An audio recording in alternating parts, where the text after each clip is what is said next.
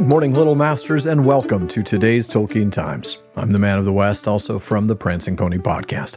It's been such a privilege reading our way through Tolkien's rich poetry from the Lay of Lathian, and we've got this week and next before I think we'll take a break to return to Fandom Fridays for a series.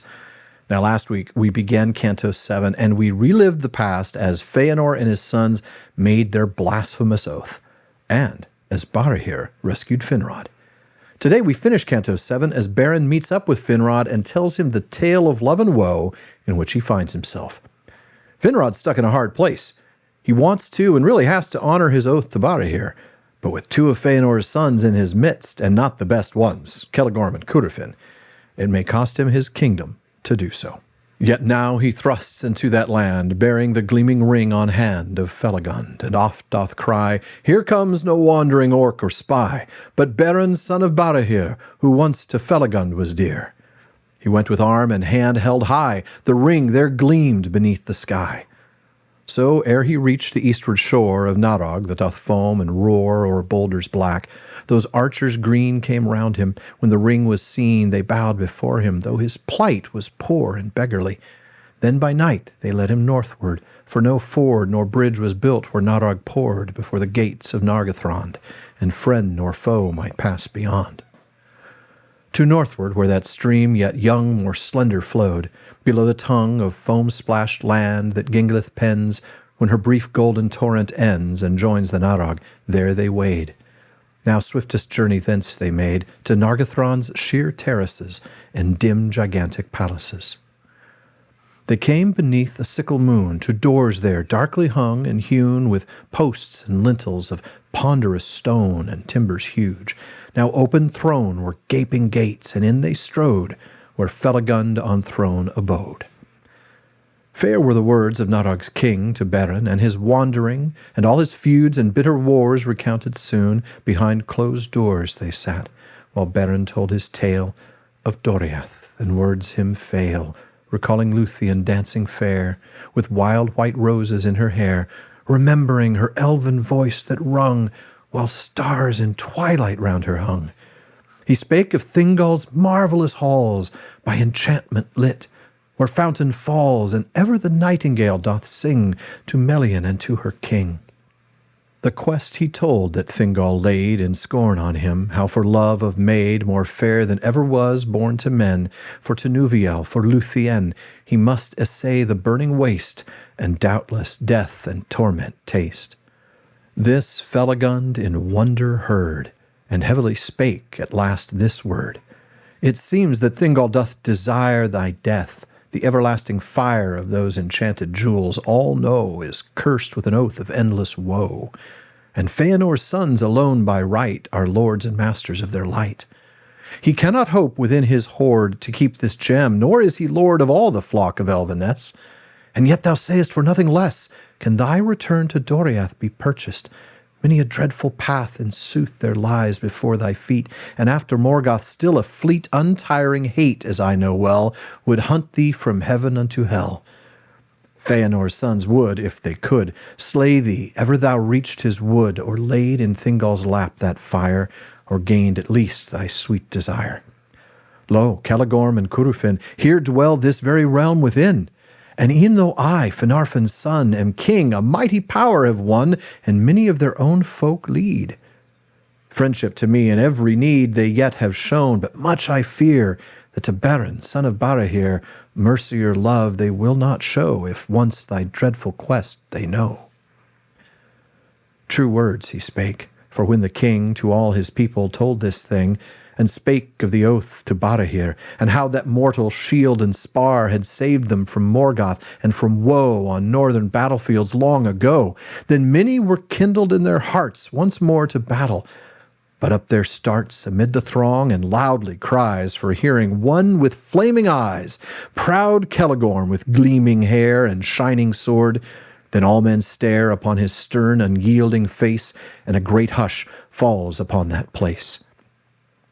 Be he friend or foe or demon wild, of Morgoth, elf, or mortal child, or any that here on earth may dwell, no law, nor love, nor league of hell, No might of valor, no binding spell, shall him defend from hatred fell of Fëanor's sons, whoso take or steal, or finding keep a Silmaril.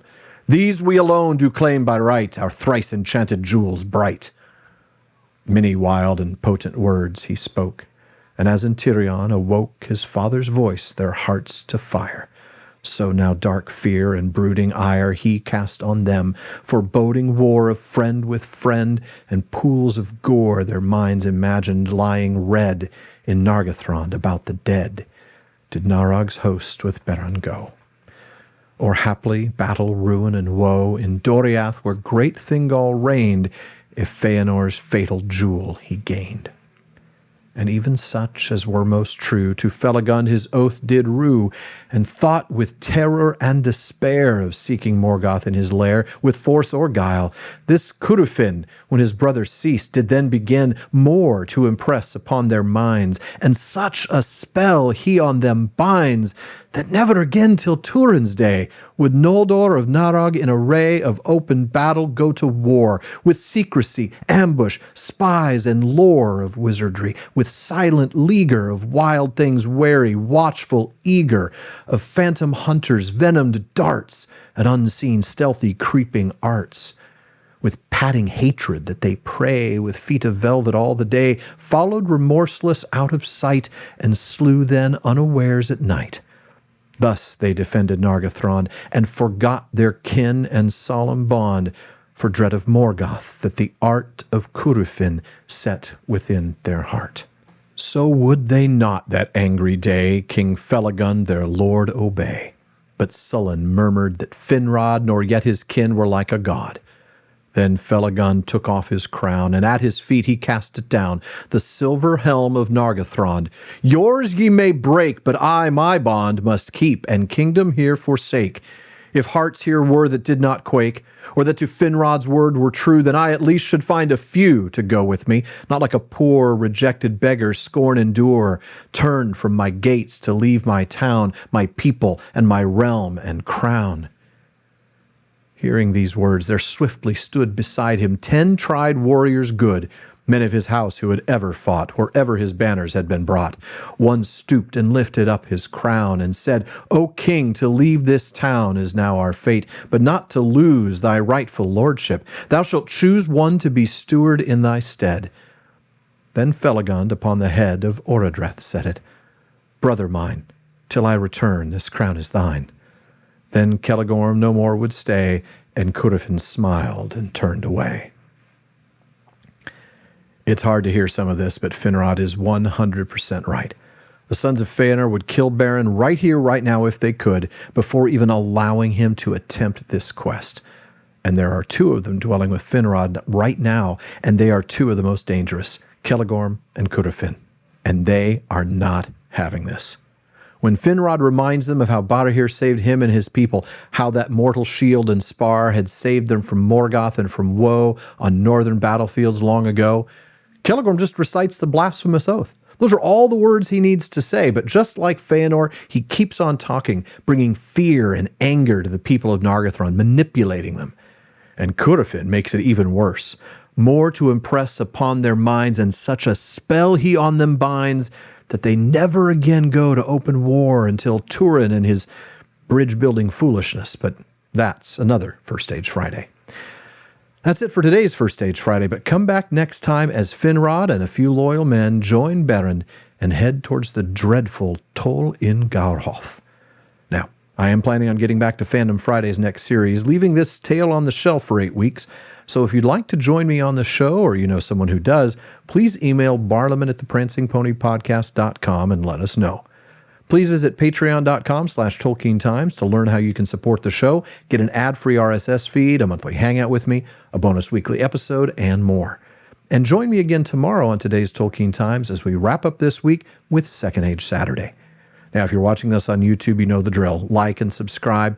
Follow or subscribe in your podcast apps, and follow @Tolkien Times on social media. Finally, as Faramir says, go with the goodwill of all good men.